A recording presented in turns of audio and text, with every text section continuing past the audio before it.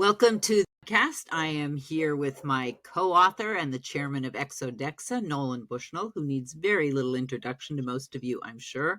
And I'm Dr. Leah Hanes. And today we're going to talk about the achievement gap and what that really means and what we could do to try and close that gap. Nolan, what are your thoughts? In some ways, I feel like it's the wrong question or it's the wrong construct. I don't think that learning should be graded. I'd like to go back to my old saw, and anybody who's seen me on two or three of these know that I believe in no grades and no grades. No grades, third grade, fourth grade, fifth grade, that implies batch processing. And I don't think people are batchable. There's so much difference in learning styles and maturity, independent. When you're 10, a year is a massive amount of time. So that if you're born early, there was a Malcolm Gladwell thing that he talked about how the only good hockey players were ones that were born in the first little while of their... Right, January, February, and March babies were good hockey players. Exactly. And so I think that is a bad construct. Then A, B, C, D, E, that really implies competition. Mm-hmm. Why does it matter that I'm in a class where I have a bunch of people who are more mature, maybe a little bit smarter, maybe can do things a little bit faster, and all of a sudden they get the A's and I get the D's?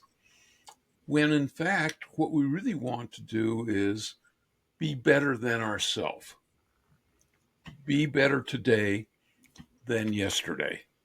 And I think that individualized idea can be articulated by computer learning, and it doesn't work in a classroom setting where everybody is fed the same thing at the same time. So I think that one of the things that ExoDexa's mission is to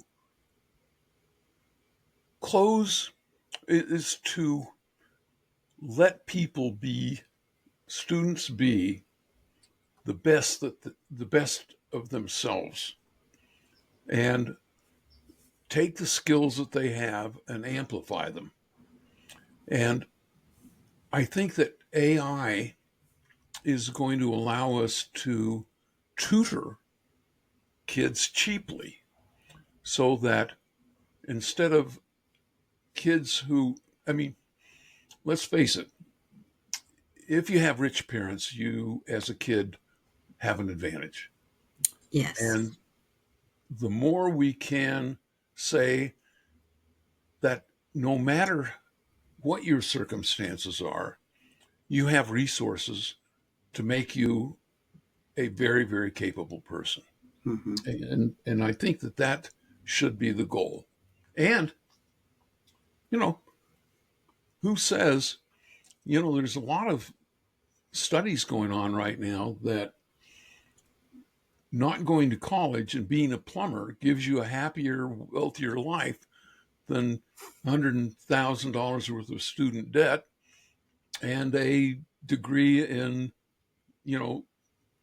medieval literature from France. Yeah. No, there's no question that there are great options clearly I am a big believer in higher ed, but it's not for everyone. And it should be available to anyone who wants it, but it should not be forced on anyone. But I want to go back because the Malcolm Gladwell thing, the really interesting thing there really ties into what you're saying about batching. Malcolm Gladwell said that the reason that those hockey players, the best hockey players, were born January, February, and March is that they choose when kids are 11 and 12 years old playing hockey. That's when they say, oh, there's the strong player. These three guys, those are the three guys. And they get all the attention and all the coaching. And when you're 11 and 12 years old, the difference between your body in January and your body in December is huge. So it was really like the sort of what you're saying about no grades and no grades. If we're going to batch kids, we should be doing it by interest, not by age. And by interest, you can have, if kids are passionate about baseball, well, you can put that group together and you can have the novice and the intermediary and the expert in that group, and they're all kids. And the expert might be one of the youngest kids, but he's been so passionate about baseball for so long that he knows the stats. He knows how to read the stats. He knows how to analyze the data about baseball. But that's, again, meeting kids where they are, finding their interest and then teaching around that. And yes, AI makes that a lot easier to do in a classroom. Well, there's actually a proof, a positive experience on that in the Finnish school system. In Finland, kids are allowed to pursue what they're interested in. So if they're good at math, they can have 70% of their day in math-related stuff. And if you're interested in history, you can do the same thing. And they consistently score the highest in a lot of the stuff. Now, I may be a little old because I read the study probably 5 years ago, but I think it's the same. In fact, I actually went to I went to a cocktail party at the Finnish embassy here in Los Angeles, and had a long discussion with the ambassador, who had a couple of kids in the Finnish school system, and we waxed eloquent on what he thought about the American school system versus the Finnish school system, and he thought that we sucked. Well, the numbers kind of prove him right. Exactly, and he was very happy to point that out to me. I bet. Well, it's not that we don't spend money on it. We do spend a lot of money on education. We spend more. Yeah, we do, but it's somehow not well. I think the earlier stat we talked about. It's actually 10% of what we read we remember 2 weeks later, and 90% of what we do, which tells me like there's no question we're doing it wrong. We're telling the kids, read this book, and then we're going to do a test at the end of the semester. 2 weeks later, they're going to forget the whole thing. What's the point? We want them to be learning things that will help them with the rest of their life. So we absolutely want them to understand history, but there's no reason you can't teach history through a game. Right. And also through hands-on projects. Like I was at a school that they were teaching the mission section and they had the kids, one group of kids were building a building out of cardboard that would have been the kind of building they had during the mission.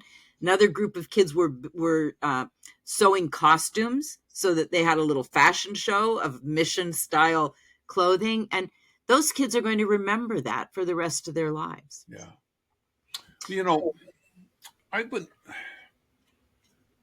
I'm a big fan of audiobooks. Me too. And I've been trying to figure out what the difference between an audiobook and reading a book is. And a couple of things that are really important to me is that in audiobooks, I'm always multitasking. Mm-hmm. I'm either exercising or I'm driving or what have you.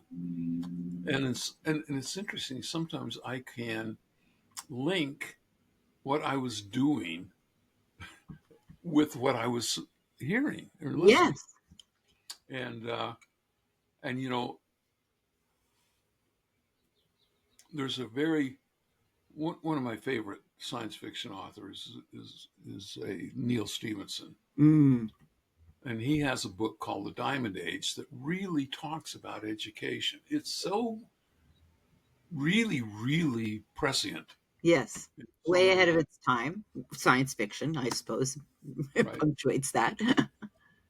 But yeah, that I read that book a few years ago, and I think of it often with what we're doing with ExoDexa. I mean, really having a way to just reach kids, first finding out what their interest is, and sometimes they don't know yet what their interest is, but a few Yeah. conversations, and there are some great programs. There's Thrively, that one of our board members, John Kraft, is part of. Thrively is like Myers-Briggs for kids. So a personality indexing, only the only thing it tells the child and the teacher is their strengths. Doesn't say anything about the areas they're not good at. It just, and I think if we started with that with kids and got an idea of what their interests are and what their what avenues they're most likely to travel down, then we can create a program for them. And once they're engaged, and we've talked about this, like there are far less behavior issues when kids are engaged with what they're doing. I mean, this is, I think we have to do one of these about ADHD and school and that whole topic, but I think it's better on its own rather than here. And I just want to say one more thing about Malcolm Gladwell, by the way. I grew up about 2 miles from Malcolm Gladwell, and I'm pretty sure I babysat him when he was a kid, which That's says a fun. little bit about my age. Well, I get a kick out of him.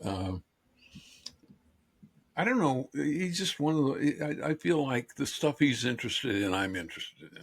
Yeah, he's a You very know. unusual academic. And I have to say, like, there have been times when I'm in an academic community where he's criticized for sort of being popularist. And I feel like that's just so backward and ancient thinking for Right. education. It flies in the face of what we're talking about. Meet people where they are, wherever they're interested. And what Malcolm writes about is human nature and our interests, and then analyzing what's working and what's not working. The other thing I really like about him is that he's not afraid to come back a few years later and say, I got it wrong on this subject. In that Yeah. particular area, I got it wrong. And here's what I know now. And I have a lot of respect for an academic who will do that, because most of us don't admit when we were wrong, and we should. It helps everybody, our Well, students. I was wrong one time when I thought I was.